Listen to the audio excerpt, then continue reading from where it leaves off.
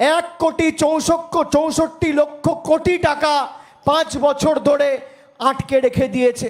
গরিব মানুষের বাড়ির টাকা বন্ধ, 100 দিনের টাকা বন্ধ। এখন বিজেপি নেত্রী কুচবিহার থেকে একজন আছে, দীপা চক্রবর্তী, 10 দিন আগে সভা করে বলেছে যে বিজেপি যদি জেতে আমরা লক্ষ্মীর ভাণ্ডার 3 মাসে বন্ধ করে দেবো।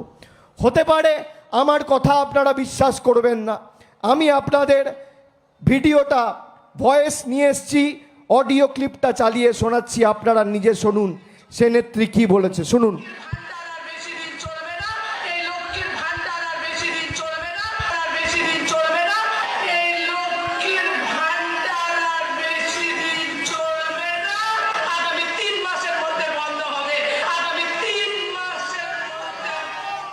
আবার শুনুন, আবার শুনুন, আবার একবার শুনুন।